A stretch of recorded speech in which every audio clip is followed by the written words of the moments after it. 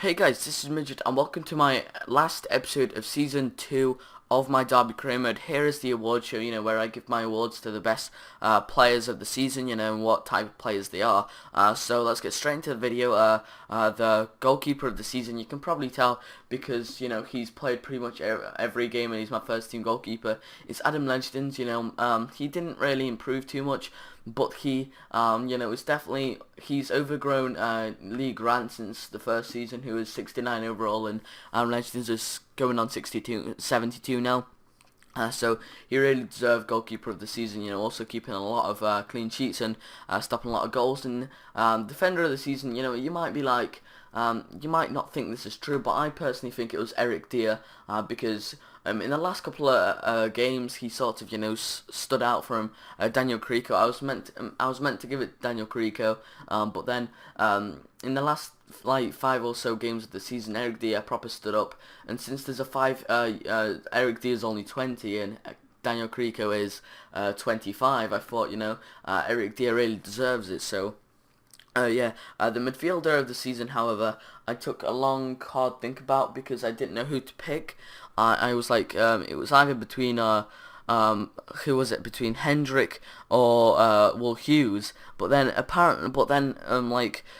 Mathis Bolly, he always came in from the subs, so I had to include him. And in the end, I decided to go with Mathis Bolly because he got the most assists in the whole league for Derby County, and he always came off from subs bench. He was never in the first team for most of the games, so that's why, he deserved to be the midfielder of the season. Also, I was deciding to put him in the signing of the season, but I decided not to in the end because I just thought I'd save it someone else. But the striker of the season is pretty obvious, but not as obvious as it seems, because the striker of the season is Chris Martin.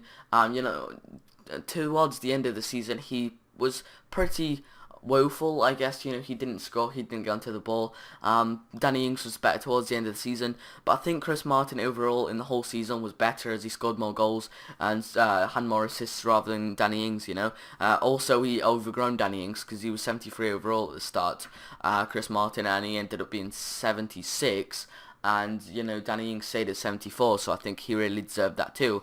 And so they're like the player of the seasons. And now let's move on to the signing of the season, which is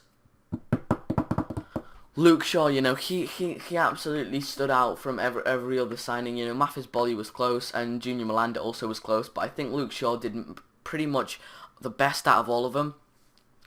He actually made a difference in my squad, in my opinion. Oviedo wasn't as good as Luke Shaw is, so that's why probably he stood out the most, and that's why he deserves the signing of the season.